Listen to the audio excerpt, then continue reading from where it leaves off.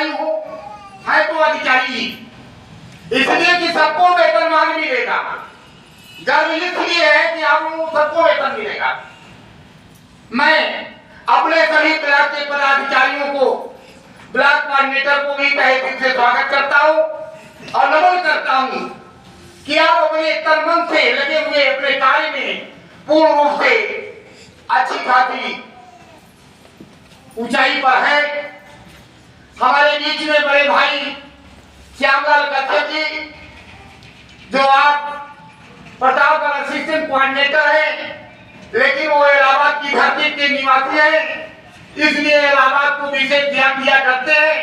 मैं बड़े भाई श्यामलाल कच्छप जी को भी तहे दिल से स्वागत करता हूँ। इसी कड़ी में हमारे परम मित्र डीजे यादव संगरगढ़ की धरती से चलकर आपके बीच में उपस्थित है। कंधे पर लाल रुमाल रखे हुए, जो बीजेपी वालों का विशेष चिन्ह होता है। इनके पास जो है आयुर्वेद की एक बहुत बड़ा फर्म है, आयुर्वेद का एक फर्म है। लिकोरिया संबंधित, जो महिलाओं में लिकोरिया संबंधित बीमारियां होती है, इनके पास एक चांदी का बहुत बड़ा बिजनेस है। मात्र उस चांदी का मूल्य जो है 150 रुपए है। 5 या 6 फीसदी पीने से मेरी मुझसे बातचीत हुई, हमने कहा मान्यवर आप आने का कब करें। शंकरगढ़ से आए हुए बड़े भाई को, बेटी के यादव जी को मैं तहे दिल से स्वागत और नमन और वंदन करता हूँ। मैं सभी के तरफ से आपको अभिवादन भी करता हूँ। इसी बीच में ये ग्राम पंचायत जो है आपके औरे भुलई की धरती पर बड़े भाई कमलेश यादव जी, आप असिस्टेंट डिस्ट्रिक्ट असिस्टेंट कोऑर्डिनेटर हैं। आपके बड़ी खुशी है कि आप हमको पंचायत भवन दे दिया करते हैं। जब भी मैं कार्यक्रम करता हूं तो हमको पंचायत भवन हमेशा खुला बजा रहता है। मुझे बड़ा गर्व है प्रधान जी के ऊपर की ये बेचारे पूरी व्यवस्था ये करते हैं। अभी कुर्सियों की व्यवस्था करना, पानी व्यवस्था करना, फूल खिलाना, मिठाई खिलाना, ये इतने लोगों को बड़ी लंबी जिम्मेदारी बनती है। इसलिए मैं प्रधान जी को भी तहे दिल से बधाई देता हूँ। दूसरी चीज, आप हमारे हिसाब के आप जो है इतने बड़े पदाधिकारी हैं कि असिस्टेंट कोऑर्डिनेटर हैं आप, इसलिए ये आपकी जिम्मेदारी बनती है। आप तय कर भागिए, इसलिए आप धन्यवाद के पात्र हैं।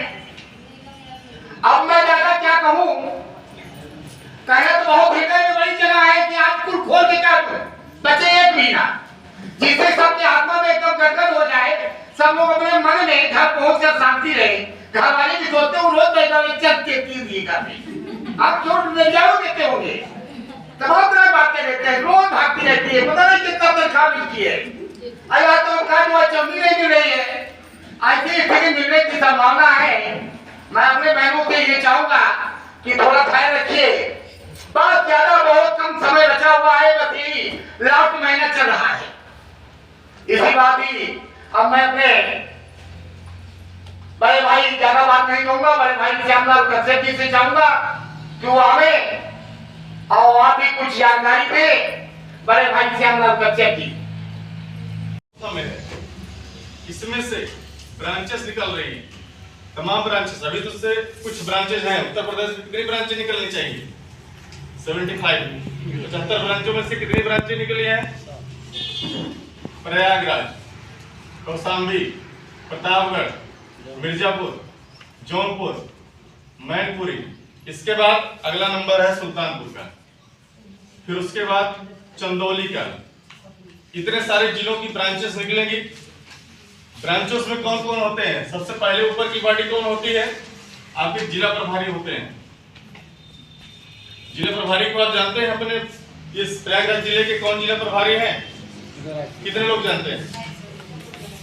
कितने लोग नहीं जानते हैं? वो लोग हम नहीं जानते हैं ना, पहचान कराएंगे, इस चीज की पहचान कराएंगे, क्योंकि सारी योजनाएं प्लानिंग तो हो गई।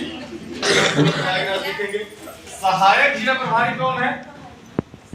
यानी कि असिस्टेंट डिस्ट्रिक्ट कोऑर्डिनेटर। का मतलब जिले के प्रधान जी मिस्टर कमलेश कुमार यादव जी। आप इस समय वर्तमान में भुलेपुरा के ग्राम प्रधान भी हैं और एक में आप ठीक है हो गया। ये चीजें आपको जानना इसलिए जरूरी है क्योंकि जो प्रोटोकॉल होता है यानी कि जो नियम होता है इससे किसकी सिस्टम पर कांटेक्ट किया जाए। ठीक है, ग्राम पंचायत वाला हमारे पास फोन लगाएगा, ठीक है, वो सीधा पहुंच जाएगा आसमान में, सातवें आसमान। और नहीं तो देखिए प्रॉब्लम होती है अलग बात, लेकिन यदि आपकी प्रॉब्लम ये ग्राम पंचायत स्तर की प्रॉब्लम ब्लॉक कोऑर्डिनेटर यानी कि ब्लॉक समन्वयक यदि सॉल्व नहीं कर पाता है तब आपको जाना चाहिए अपने जिला प्रभारी के पास, सहायक जिला प्रभारी के पास। ठीक है, डायरेक्ट इतने ज्यादा जंप मारेंगे बीच के लोग क्या करेंगे? यही हो रहा है ये प्रोटोकॉल का पालन करना अनिवार्य है। ये सबके लिए संपर्क करेंगे, सबके लिए मतलब जिसका जैसा स्टेप थाने पे न जाके सीधा ब्लॉक कोऑर्डिनेटर। आप लोगों के ब्लॉक कोऑर्डिनेटर कौन कौन पता है? धर्मपुर ब्लॉक भारतीय महिला शक्ति ट्रस्ट का हमने बीज जरूर डाला, लेकिन उसको विकास या विकासशील या उसको बराबर सींचने का काम आप किसने किया? सत्य प्रकाश जी ने किया। ठीक है, आपने, हमको तो पता ही नहीं था, आपने हमारे भी ब्लॉक में रख दिया ब्लॉक कोऑर्डिनेटर, आपने फूलपुर में रख दिया, आपने बहरिया में रख दिया, आपने महुआ में रखा, तमाम जगहों पर काम शुरू हो गया। फिर उसके बाद मुझे पता चलता है कि इतने सारे ब्लॉक डेवलप हो गए वास्तव में। अब मुझे किस दिन पता चला? जिस दिन यहाँ के मऊ के नहीं कोई कार्यक्रम हुआ था ना यहाँ पे, और इसको चलाने के लिए किसी भी कंपनी को रन करने के लिए मैन्युफैक्चरिंग करने के लिए किस लाइसेंस की जरूरत होती है? सूक्ष्म लघु उद्योग मंत्रालय से रजिस्टर्ड होना जरूरी है। जानते हैं नहीं आपकी संस्था रजिस्टर्ड है कि नहीं है? कितने लोग जानते हैं रजिस्टर्ड है? जानते हैं? आप सब जानते हैं सूक्ष्म लघु उद्योग मंत्रालय से आपकी संस्था रजिस्टर्ड है ना? देखिए उस रजिस्ट्रेशन से होता क्या है कि आप इस तरह की सोशल एक्टिविटीज को करने के लिए वहां पर लिखा हुआ है कि फला फला 1860 के तहत 1862 के तहत हमारी संस्था रजिस्टर्ड है। उस रजिस्ट्रेशन का काम यह है कि सोशल एक्टिविटीज होती है, लेकिन किसी प्रोडक्ट की मैन्युफैक्चरिंग आप यानी कि MSME से रजिस्ट्रेशन होगा तब आप कोई प्रोडक्ट बना पाएंगे, अन्यथा बना नहीं पाएंगे, आप लीगल हो जाएंगे। तुरंत गवर्नमेंट जब पता चलेगा कंप्लेन मिलेगी वो बंद कर देगी, सीधा लॉक कर देगी, सीज कर देगी, संस्था खत्म हो जाएगी। तो माननीय श्री दुलाल मुखर्जी जी इतनी बुद्धिमानी से काम कर रहे हैं कि आपको एक एक कदम के बाद आपको मंजिल की तरफ ले जाने की तैयारी उनकी है, और इसमें आप सबकी सहभागिता की जरूरत है। MSME के काम यही है। दूसरी चीज प्रोडक्ट बना लेंगे, सेल करेंगे, सेल करने के लिए भी, मार्केटिंग करने के लिए भी एक अलग लाइसेंस की जरूरत पड़ती है, पता है आपको? उस लाइसेंस का नाम होता है, जहां से रजिस्ट्रेशन होता है, ROC, रजिस्ट्रार ऑफ कंपनी। हर एक स्टेट का अलग अलग होता है, ठीक है। ऑल ओवर इंडिया में रजिस्ट्रार ऑफ कंपनी ROC से रजिस्टर्ड होकर भारतीय महिला शक्ति ट्रस्ट सेल्स ऑफ मार्केटिंग भी करेगी। क्यों करेगी? अब बताइए, सेल्स और मार्केटिंग करने की जरूरत है। जो प्रोडक्ट आप लोग बनाएंगे या बनवाएंगे वो जाएगा कहाँ? कहीं न कहीं सप्लाई होगा, कहीं न कहीं संस्था बेचेगी। अभी बनवाने के बाद पूरे में तो फेंकेगी नहीं ना, बेचेगी तभी तो उसका भी खर्च निकलेगा। पेमेंट है, सैलरी है, आपका जहाँ मशीनें लगेगी उसका रेंट होगा, ऑफिस तमाम ऑफिस होंगी उनका रेंट होगा, जो लोग काम कर रहे हैं उनकी पेमेंट होगी, जो महिलाएं समूह में काम कर रही हैं उनकी मेहनत और मजदूरी होगी। इस बात को नोट करिएगा कि 6 समूह आप सबको बनाने के लिए क्यों कहा गया है। 6 समूहों से बना हुआ प्रोडक्ट संस्था ले जाएगी। इस प्रोडक्ट को मार्केटिंग एंड सेलिंग करेगी, वो सेल करेगी, बेचेगी, ठीक है। बेचने के बाद वहां से जो प्रॉफिट निकलेगा, ठीक है, उस प्रॉफिट में से क्या क्या कटेगा? सबसे पहली चीज समझ रहे हैं ना, सबसे पहली चीज किसको मिलेगा? जो महिलाएं समूह की हैं, जो लेबर कर रही हैं, जो मेहनत कर रही हैं, उनको पैसा पेड करेगी संस्था, पहली चीज। दूसरी चीज, जो मशीन ऑपरेट होगी वो इलेक्ट्रिक से होगी।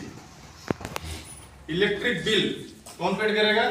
संस्था पेड करेगी, हमें और आपको पेड करने की जरूरत नहीं होगी, ठीक है, ये पेड करेगी। उसके बाद ट्रांसपोर्टेशन चार्ज आएगा, ये कौन पेड करेगा? संस्था पेड करेगी, बराबर। अन्य अदर एक्सपेंसेज होते हैं, यानी कि जैसे आप शादी ब्याह आपके यहाँ पड़ा हो, आप देख लीजिएगा, आप चाहे बजट जोड़ डालिएगा, 20,000 से लेकर 50,000 तक का खर्च ऐसा होता है जिसका आपके पास कोई लेखा जोखा नहीं होता, बराबर। और फिर बाद में अगर जोड़ेंगे तो आपको हार्ट अटैक हो जाएगा, नहीं तो हमारा पैसा चला गया। तो अदर अन्य ऐसे खर्च होते हैं जिसको हम जोड़ते ही नहीं, लेकिन वो कैसे निकलता है, 1 रुपया 2 रुपया 10-20 रुपए के रूप में वो निकल जाता है, ठीक है। मिसलेनियस खर्च। तो इतने सारी चीजों को निकालने के बाद तब संस्था को जो बचेगा वो उनका होगा, उनका भी नहीं होगा, उसमें से भी जन कल्याण के लिए 1% वो निकाल रहे हैं ना। कभी भी कोई भी 1 रुपया वो बचाएगी संस्था, वो भी हमारे आपके ही लिए होगा। अब वो 1 रुपया से किसके लिए होगा, संस्था के लिए होगा, ना कि संस्थापक के लिए। जी, उन्होंने अपने लिए व्यवस्था नहीं बनाई कि हम अमीर बनेंगे, वो भी पगार पाएंगे, ठीक है, हम लोग पाएंगे मानते सैलरी पर। संस्थापक जो है, जो बनाए हैं संस्था, वो भी मानते पाएंगे, ना कि वो पूरा पैसा रख लेंगे। तो ये गणित है, ये वो मैथ है जिसको उन्होंने बताया, जिसके तहत आपकी भारतीय महिला शक्ति ट्रस्ट का सिस्टम चलेगा। इसको चलाना क्यों जरूरी है, मान लेते हैं कुछ देर के लिए आप फंडिंग कर रहे हैं, ठीक है, आज हमारी आपकी बातें बनी है, बजाज से बनी है, टाटा से बनी है, सबकी बनी, फंड दे रहे हैं। कल को अगर बात बिगड़ जाए तब क्या करेंगे, फंड देना बंद कर देंगे। अगर फंड देना बंद कर देंगे तो आपकी सैलरी बंद हो जाएगी, नहीं बंद हो जाएगी। अगर उसी के भरोसे रहेंगे तो ना, फंड नहीं मिला उस स्थिति में भी आपके पास ये कंपनी का ये पूरा प्रोजेक्ट है, आपके पास पूरा प्रोडक्शन हाउस है, आपके पास पूरी प्रोडक्शन करने वाली कंपनी है, यूनिट है, गांव-गांव में लगी हुई छोटी-छोटी यूनिटें हैं, ठीक है, गांव-गांव में मैन पावर है, तो संस्था कभी बंद होगी नहीं, बंद होगी। इसलिए नहीं बंद होगी क्योंकि हमारा प्रोडक्शन तो यहाँ से निकल रहा है, हमारे प्रोडक्ट्स गांव-गांव में बन रहे हैं, वहां से आ रहा है, और सप्लाई इसकी बराबर जब जा रही है तो वहां से सारी चीजें निकालेंगे। तो इकट्ठा कोई यूनिट बनाने की कोई जरूरत नहीं है, कोई ऐसे प्रोजेक्ट पर काम किया जा रहा है जो वास्तव में बहुत बड़ा विशाल, बहुत विशाल है।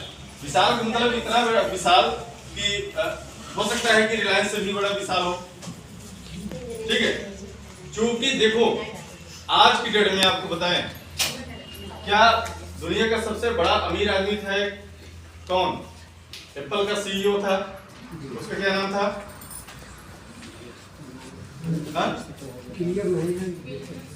बिल गेट्स माइक्रोसॉफ्ट कंपनी का जो था दुनिया का सबसे रईस और अमीर आदमी था।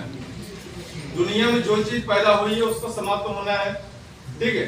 ऐसा नहीं है कि आप कोई फसल बो देंगे तो हमेशा रहेगा, जो आज रईस है वो भी नीचे आएगा, और जो गरीब है वो भी एक दिन रईस बनेगा। लेकिन ये तो उसके पास कोई सिस्टम है, तो आज आपके पास सिस्टम मिला है। सिस्टम क्या है, कल तक आप हुनरमंद नहीं थे, लेकिन आज एक संस्था के तहत आप हुनरमंद बनेंगे कि नहीं बनेंगे, जब आपकी ट्रेनिंग होगी। ट्रेनिंग के बाद भी जिसको कहते हैं कि सरकार कौशल विकास पर काम क्यों कर रही है, क्योंकि आप जब एक हुनरमंद होंगे, आपके अंदर एक कौशल होगी, कला होगी, तब आप जिंदगी में कभी भी आपको रोजगार की कमी महसूस नहीं होगी, बराबर। जब हम कोई चीज सीखते हैं, सीखने के बाद तब हमको कोई दिक्कत नहीं, एक मिस्त्री हो, लेबर हो, अगर घर बनाने का उसके पास हुनर है तो कहीं भूखे मरेगा, उसका परिवार भूखा मरेगा, कभी नहीं मरेगा। तो सेम वही चीज संस्था का भी काम है, आपको ट्रेनिंग देके सिखाएगी, हुनरमंद बनाएगी। उसके बाद अब आप यहाँ पर जब आप जुड़ेंगे तो शुरुआत में पहले आपको ले एज ए लेबर सारा काम मिलेगा, लेकिन ये संस्था ये नहीं करती कि आप हमसे बाउंड होकर ही काम करिए, यानी कि हम आपको बांध कर काम नहीं कराएंगे।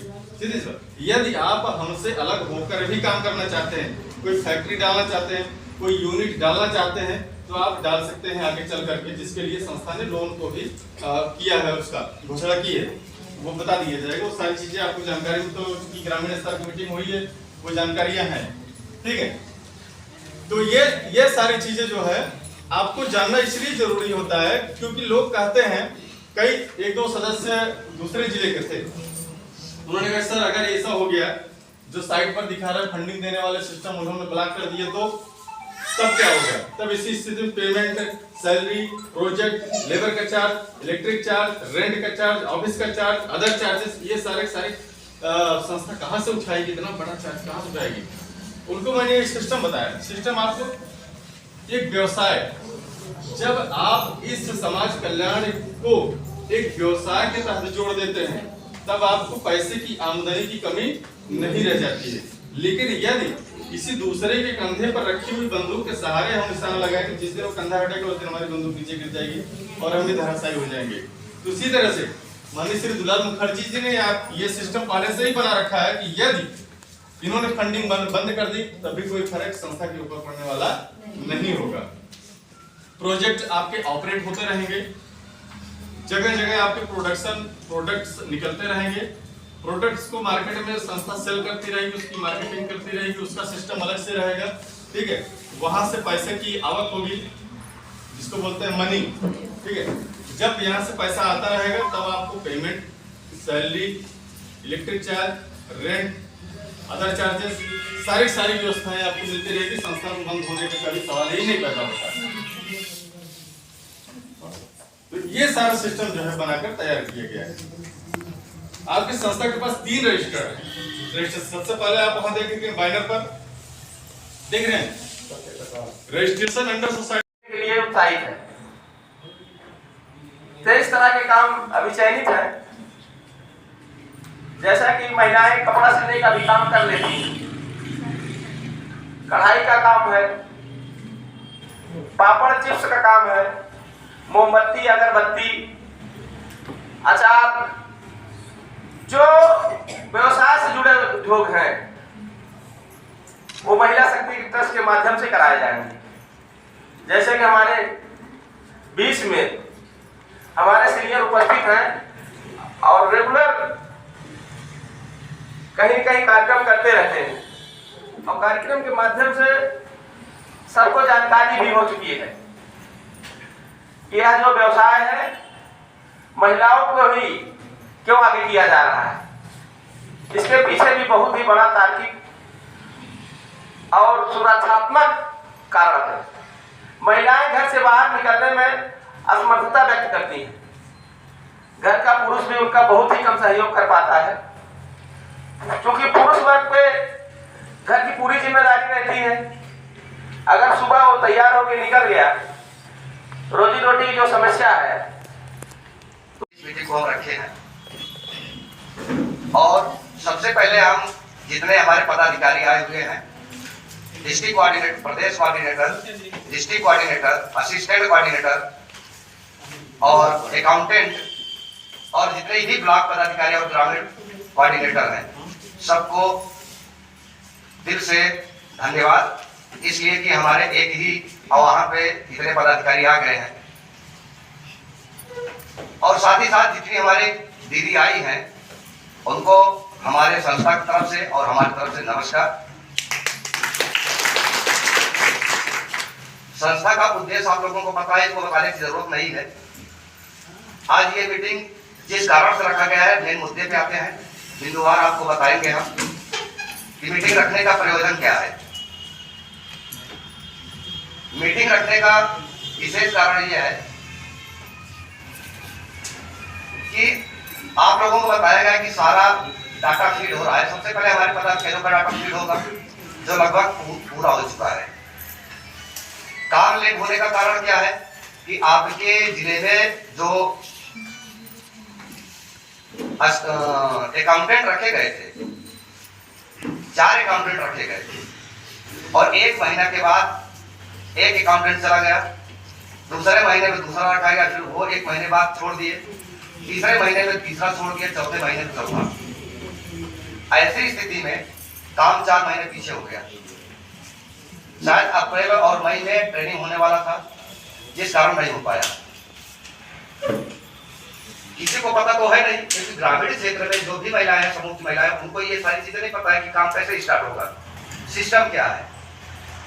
लेकिन उनको ये जरूर पता है कि काम कब से चालू होगा, हमें काम चाहिए। जब फ्री है इस समय, लगभग शादी ब्याह भी समाप्त हो चुका है और फ्री होकर के अब कोई न तो गेहूं कटाई है, न मड़ाई है।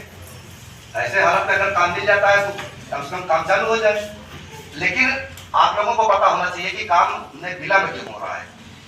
जब तक अकाउंटेंट नहीं होगा, जो आप लोगों का डाटा होता है, जितने हमारे पदाधिकारी हैं, पदाधिकारियों को मानदेय कैसे जाएगा? आप लोग जब फॉर्म भरे हैं, मेंबरशिप फॉर्म, तो मेंबरशिप फॉर्म में आपका Aadhaar card, pan card, bank passbook और एक फोटो लगता है और आपका सिग्नेचर होता है। जब आपका account number, pan card number, आपका पूरा एड्रेस, पूरा बायोडाटा जब आपके संस्था में पहुंचेगा तभी तो आपके अकाउंट में पैसा आ पाएगा ना। और ये काम करने वाला कौन है? अकाउंटेंट आपका। अकाउंटेंट जब 4 महीना पीछे आपका बना तो 4 महीने तो पीछे चला गया ना। अब आपका पूरा डाटा फीड करने में कम से कम 10-15 दिन लगेगा। हम आपके संस्था में लगभग जितने भी पदाधिकारी हैं आपके उत्तर प्रदेश के, सब में से सबसे ज्यादा अधिक मेहनत करता हूं। हमारे पास इतना समय नहीं होता है कि मैं अब मोबाइल से बात कर सकूं, फिर भी मैं लगभग सबका बात जो जिसका भी फोन आता है रिसीव जरूर करता हूं। यदि किसी कारणवश रिसीव नहीं कर पाया तो मैं कॉल रिटर्न करता हूं, क्योंकि सबका भरोसा हमारे ऊपर। इसके बाद भी हमारा भी परिवार है, हमारा दुकान है, जैसा सर ने बताया, बहुत सारा काम होता है। इसके बाद भी हम इस संस्था में ज्यादा से ज्यादा वर्क करके जल्दी से जल्दी काम करवाना चाहते हैं। इसी काम के लिए जब अकाउंटेंट आपके डिस्ट्रिक्ट में नियुक्त नहीं हो पाया, अभी एक रखे गए हैं, वो किसी कारणवश आज नहीं आ पाए, दिसंबर पर छुट्टी कहीं चले गए हैं। ऐसे में मैं अपने 2 लड़कों को, और अभी हम अपने बच्चे की शादी किए हैं, बेटे का, हमारी बहू आई है, अभी नई है, उसको भी लगा दिए इस काम में, ताकि आप लोगों का डाटा फीड हो जाए, काम जल्दी से जल्दी चालू हो जाए। प्रयागराज का जितने हमारे पदाधिकारी हैं और जितना कार्य है, लगभग सब डाटा कंप्लीट हो चुका है। शायद 1 दिन का काम है। जैसे कि आपके प्रयागराज जिले में 23 ब्लॉक में 23 कोऑर्डिनेटर है। तो जब जैसे ही आप डाटा खोलेंगे, प्रयागराज डालेंगे, उत्तर प्रदेश प्रयागराज, तो आपका प्रयागराज खुल जाएगा। प्रयागराज में जैसे ही आप डालेंगे ब्लॉक कोऑर्डिनेटर का, ठीक, डीसी एक प्रभारी जैसे ही डालेंगे, सारा खुल जाएगा। 23 ब्लॉक खुल जाएगा आपका। उसमें जिस ब्लॉक कोऑर्डिनेटर को देखना चाहते हैं आप, उसका नाम, पूरा बायोडाटा उसका निकलेगा।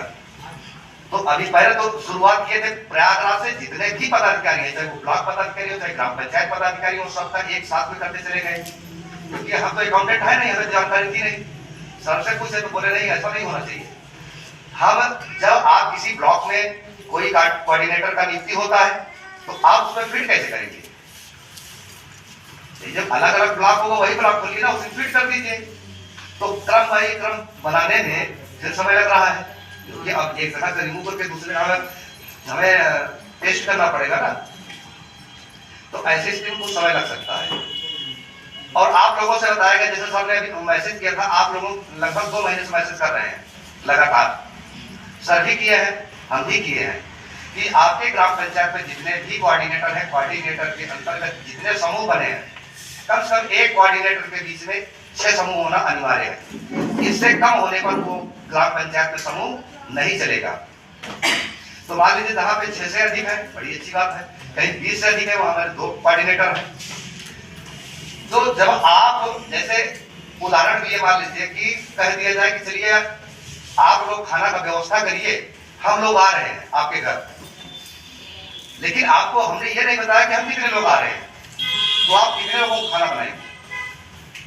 नहीं बना पाएंगे ना, आपको पता नहीं।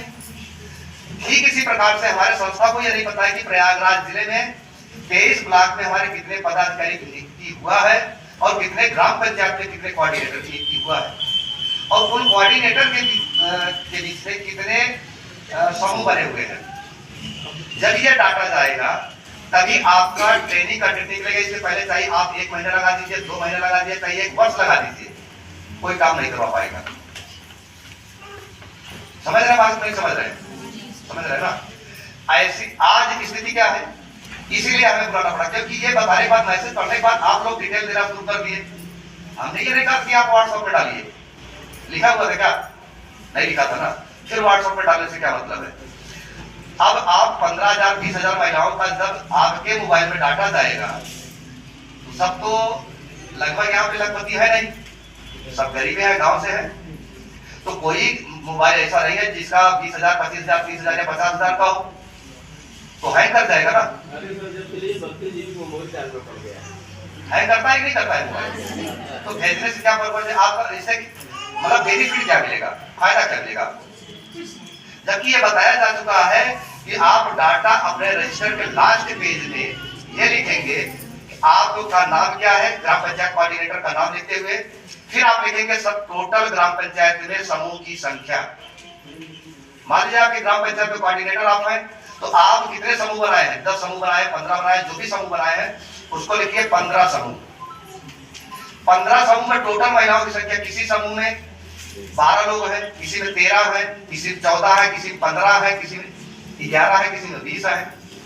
तो टोटल कर लीजिए कितनी महिलाएं हुई टोटल, फिर उसमें आप लिखिए कि कितनी महिलाओं की संख्या है टोटल, फिर पूर्ण संख्या में से लिखिए।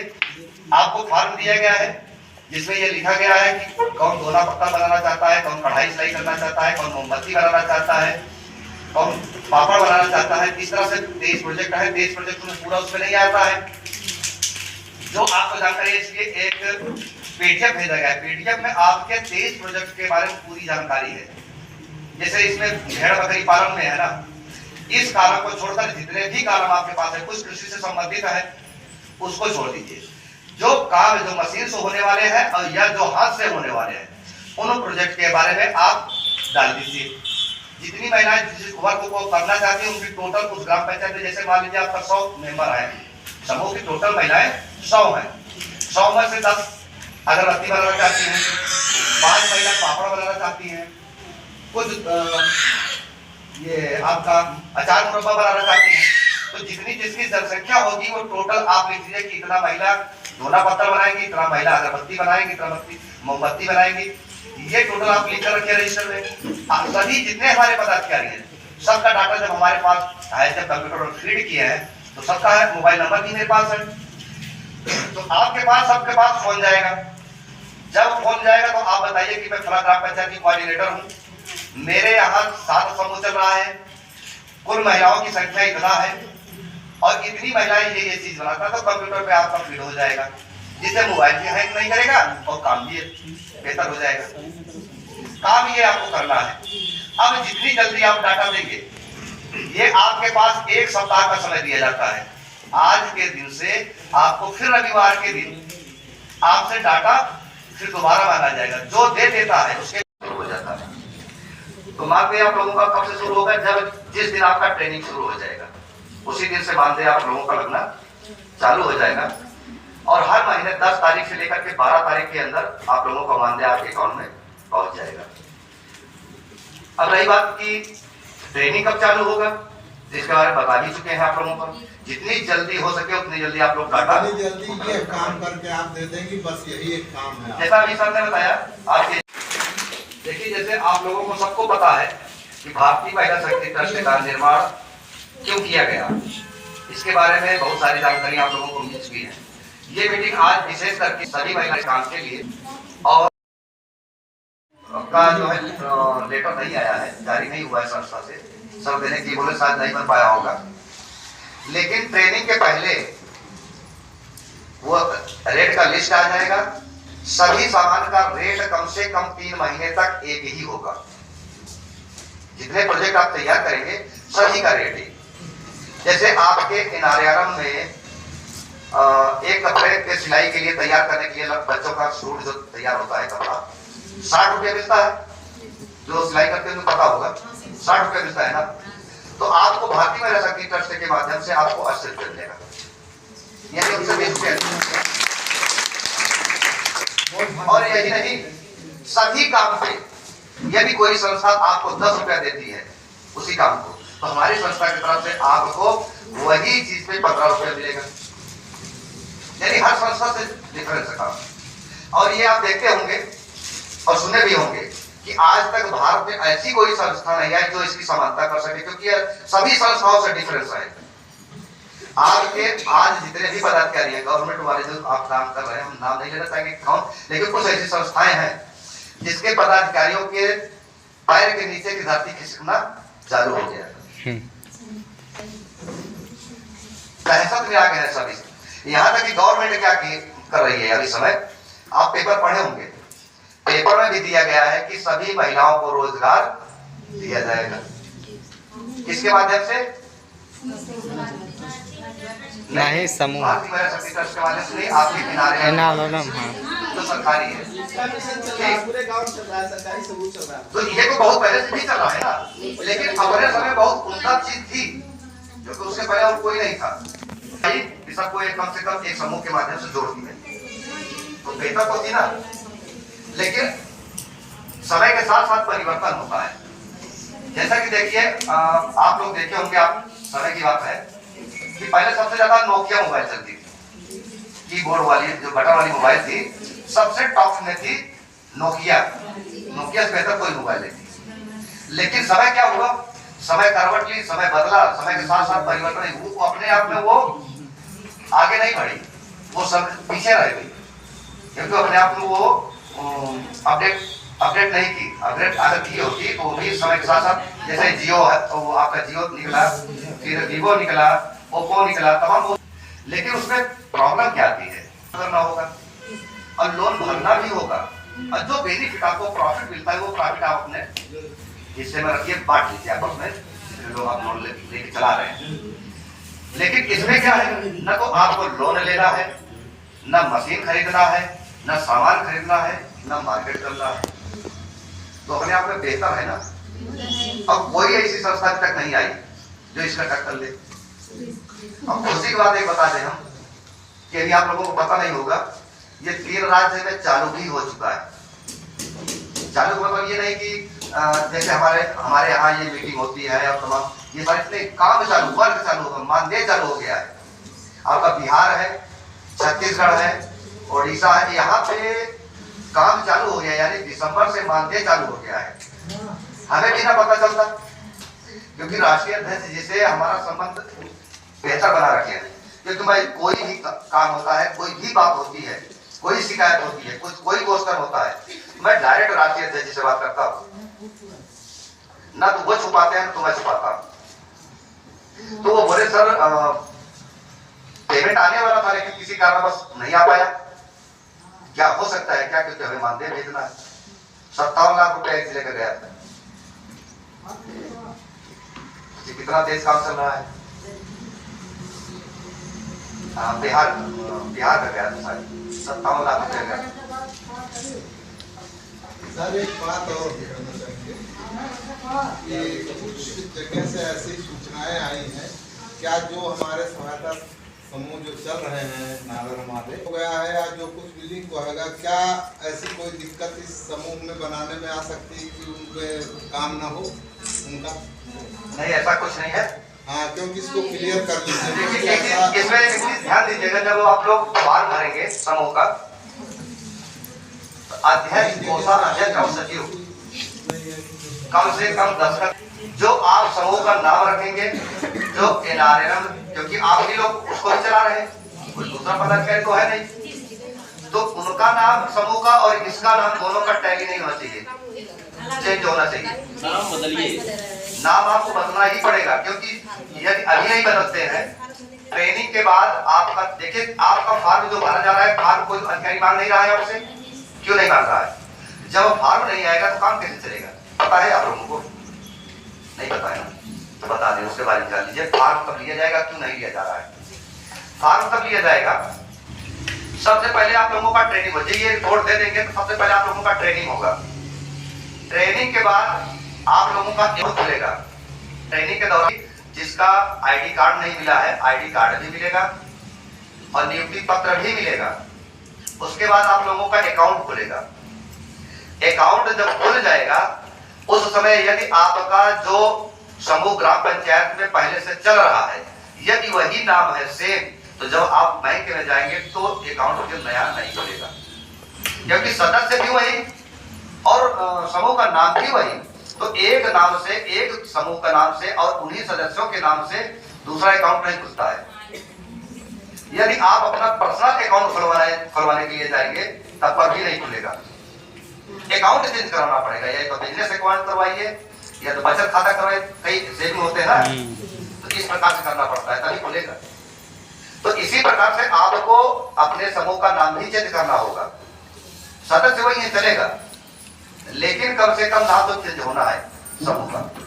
जब तक नहीं हुआ उसके बाद जब आप समूह का ये आपका अकाउंट खुल जाता है, तब आपके फॉर्म में दिया है अकाउंट का बैंक का विवरण नीचे लास्ट में, तब वो अकाउंट खुलने के बाद वो विवरण आप डालेंगे, तब ये फॉर्म आपका आपके जितने ब्लॉक कोऑर्डिनेटरों के पास जमा कर देंगे, वो डिस्ट्रिक्ट के पास जाएगा, डिस्ट्रिक्ट वाले राज्य के पास भेजेंगे, राज्य वाले हेड ऑफिस भेज देंगे। जब हेड ऑफिस जाएगा तो वो नेट पर फीड होगा, कंप्यूटर के पे अलग चीज है, कंप्यूटर को रखा जाता है, सेव किया जाता है, लेकिन नेट पे डाला जाएगा, शो करेगा। एक साल तक जैसे एप्लीकेशन होता है ना, आप लोगों का एनआरएलएम के माध्यम से एक एप्लीकेशन मिला है, डाउनलोड किया है प्ले स्टोर से, ठीक उसी प्रकार से आपके भारतीय महिला शक्ति ट्रस्ट का एप्लीकेशन लोड करेंगे। जैसे ही अपने ग्राम पंचायत का नाम डालें, कोई भी डाल सकता है, ये जरूरी नहीं आपके पास होगा, आप अपने ग्राम पंचायत का ऑलरेडी रखेंगे उसमें, लेकिन जो अगर कोई अगर डालना चाहता है, जैसे हम लोग हैं तो हमें तो पूरे उत्तर प्रदेश के जिले का रखना होगा, तो जैसे ही हम उसमें डालते हैं, मान लीजिए फूलपुर ब्लॉक डाल दिए, फूलपुर ब्लॉक के बाद डाल दिए कि ग्राम सभा भुलई के पूरा, तो भुलई के पूरा में कितने समूह चल रहे हैं, उसका कोऑर्डिनेटर कौन है, और टोटल महिलाओं की संख्या क्या है और उनका नाम क्या है, मोबाइल नंबर क्या है, यानी टोटल डिटेल निकल जाएगा। लगभग ये काम चालू हो जाने के बाद जब रनिंग पे आ जाएगी, आज अध्यक्ष कोषाध्यक्ष सचिव, क्योंकि ये बहुत पहले से भी चल रहा है, एनआरएलएम में चल रहा है ना कि अध्यक्ष कोषाध्यक्ष और सचिव के नाम अकाउंट में ही पैसा आता है, जब तक तीनों नहीं जाएंगे तब तक पैसा नहीं निकलेगा। लेकिन आपके संस्था में इसमें थोड़ा सा चेंजिंग होगा आगे चल के, क्योंकि जब सारी चीजें नेट पे चढ़ जाएंगे तो हम अध्यक्ष कोषाध्यक्ष और सचिव के ही अकाउंट में क्यों डालें, क्योंकि काम कर भाई आप काम करेंगे तो पैसा मिल रहा है, लेकिन जब काम बंद करेंगे एक दिन तब जाकर पैसा निकलेगा, उसी दिन पूरा हिसाब किताब देना पड़ेगा।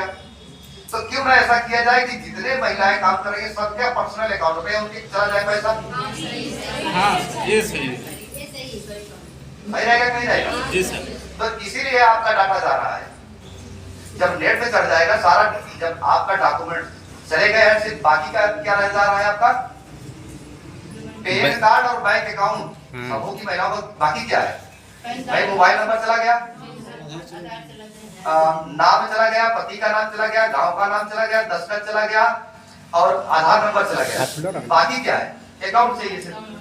तो जब अकाउंट फिट हो जाएगा तो जितना जो काम करेगा डायरेक्ट उसके अकाउंट में पैसा जाएगा, किसी को बांटने की जरूरत नहीं है, जिसको जरूरत होगा अपना निकालेगा, जिसको जरूरत नहीं है नहीं निकालेगा। लेकिन ये चालू कब होगा, काम चालू होने के बाद, क्योंकि शुरुआत में ये नहीं हो पाएगा, इतना वर्क आप लोगों के पास है, इतना काम है, ये सिस्टम लागू करने में काफी समय लगेगा, क्योंकि इसको इस सिस्टम को बनाना पड़ता है ना, किसी संस्था को जब सही अकाउंट इतने जाएंगे बहुत सारे अकाउंट हो जाएगा, इतना नंबर जब फिट करना होगा बहुत सारे अकाउंट नंबर होंगे ना, तो इतना फिट करने बहुत समय जाएगा, ये सारा चीज फिट करने में इतना समय निकल जाएगा कि हम समूह महिलाओं को ना तो ट्रेनिंग करवा पाएंगे इस वर्ष में, और ना तो काम ही चालू हो पाएगा।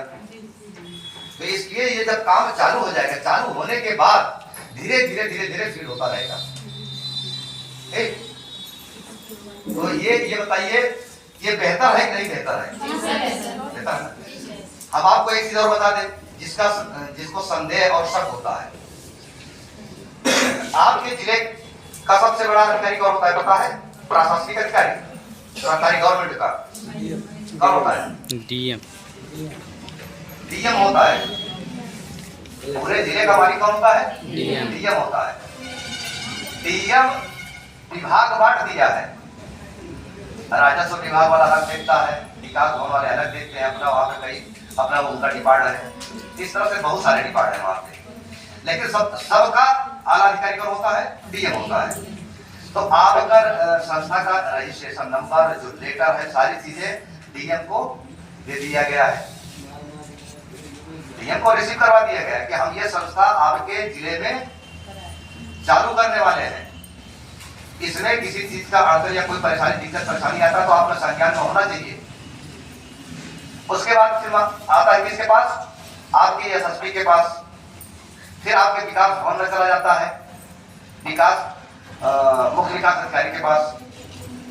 आपका एनआरएफ का सबसे बड़ा जिले का अधिकारी कौन होता है? डीसी होता है, डीसी को रिसीव करवा दिए, बाल विकास परियोजना अधिकारी को रिसीव करवा दिए, बेसिक शिक्षा अधिकारी को रिसीव करवा दिए, थाना प्रभारी को रिसीव करवा दिए, खंड विकास अधिकारी को रिसीव करवा दिए, और जितने हमारे ग्राम पंचायत कोऑर्डिनेटर अपने अपने प्रधान को रिसीव करवा दें, और जितने ब्लॉक कोऑर्डिनेटर अपने ब्लॉक खंड विकास अधिकारी एवं समस्त थाना प्रभारी को रिसीव करवा दें।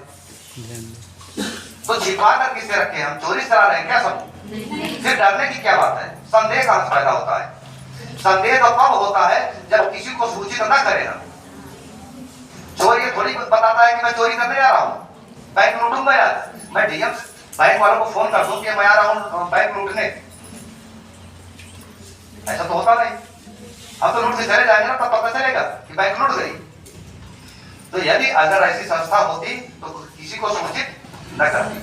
आपके राष्ट्रपति के पास, मुख्य प्रधानमंत्री के पास और गृह मंत्री के पास और आपके मुख्यमंत्री के पास, सबके पास लेटर जारी हुआ है, सबको इस संस्था के बारे में पता है, तो छुपाया किससे जा रहा है? तो अधिकारी आज सरकारी घबराते क्यों है? तो सबको सूचित किया गया ना। वो ये नहीं कह सकते कि आप लोग मत जुड़िए। पहले शुरुआती दौर में जब हम इसमें जुड़े थे तो सबसे पहला प्रॉब्लम कहां से आया था? बाहरी ब्लॉक से। तब हम उसमें ब्लॉक कोऑर्डिनेटर थे, वही शुरुआत हुआ था। क्योंकि नया नया था, न तो हमारे पास कोई कागज था, न कोई डॉक्यूमेंट संस्था का था, न तो बैनर था, न आईडी था। सिर्फ नाम पे जोड़ रहे थे, सिर्फ उनके बात के भरोसे पे विश्वास करके। क्योंकि जब हम जुड़े तो यह संस्था न तो कागज पे थी, और न नेट पे थी, न बैनर में थी, सिर्फ दिमाग में थी। और किसी के कहने से हम जुड़ कर काम भी चालू कर दिया। ऐसे में जब नहीं दे पाते थे, हम भी फंस जाते थे। फिर डायरेक्ट राष्ट्रीय अध्यक्ष जी से बात होती थी हमारी, तो वो जैसे जैसे बताते तो वैसे संतुष्ट करते थे। फिर धीरे धीरे आज तो सारी चीजें हो गई हमारे पास, काम भी चालू हो गया है। आज डरने की क्या बात है? हाँ, समय लग सकता है क्योंकि आप ये नई संस्था है। पूरे भारत में या किसी अन्य जिले में हर जगह व्यवस्था करना अचानक एक साथ ये संभव नहीं है। जैसा कि राष्ट्रीय अध्यक्ष का आदेश भी है कि ये जरूरी नहीं है कि पूरे जिले में जितने ब्लॉक है पूरे ब्लॉक कंप्लीट हो जाए, उस ब्लॉक में जितने ग्राम पंचायत है वो कंप्लीट हो जाए, ऐसा कुछ भी नहीं है। जितने हैं, एक ब्लॉक में 10 ही है, 5 है कोऑर्डिनेटर ग्राम पंचायत, जितने हैं उतने ही डिटेल दे, उतने से काम चालू हो जाएगा। क्योंकि जैसे काम चालू हो जाएगा तो धीरे धीरे संख्या बढ़ती रहेगी, और एक साथ में सब पूरा प्रयागराज को देना होगा तो ये काम संभव नहीं है। हम नहीं कर पाएंगे इतनी जल्दी, बहुत सारा समय लग जाएगा, तो ना व्यवस्था हो पाएगा ना जल्दी कर पाएंगे। तो जब धीरे धीरे शुरुआत हो जाएगी तो यह काम करते भी रहेंगे, सामान आता रहेगा, जाता रहेगा, मशीनें आती रहेंगी, जाती रहेगी, ट्रेनिंग होता रहेगा, ये प्रक्रिया ऐसे चलती रहेगी। हाँ, ये तो महिला शक्ति का सिस्टम था ना, ये पूरा जब तक जिला नहीं कंप्लीट हो। और कौन सा ग्रुप, कौन सा समूह किस काम को करना चाह रहा है, उसकी सूचना प्रदेश स्तर के अधिकारियों तक पहुंच जाए, उनकी डाटा फीडिंग हो जाए। इसी संदर्भ कड़ी में आज इतना बड़ा आयोजन या सभा व्यवस्थित की गई है। इसमें हम लोगों की पूरी कोशिश रही है कि जितने भी ब्लॉक के लोग हैं जो ब्लॉक का संचालन कर रहे हैं वो जरूर यहाँ उपस्थित हो। अनिवार्य रूप से यह मीटिंग बुलाई गई है, और जो भी समस्याएं हैं वो अपना अपना सुझाव भी यहाँ रखेंगे। महिला शक्ति ट्रस्ट के माध्यम से हर गांव का विकास होना है। हम लोगों की जो मैक्सिमम सोच है, जो वहां के ब्लॉक कोऑर्डिनेटर के बाद गांव के कोऑर्डिनेटर बनाए गए हैं, उनको गांव के समूह का गठन करना है। 11 लोगों का आप मिनिमम ग्रुप मेंटेन करके 11 महिलाओं का आपसी तालमेल बना के आप एक संगठन का निर्माण कर सकते हैं।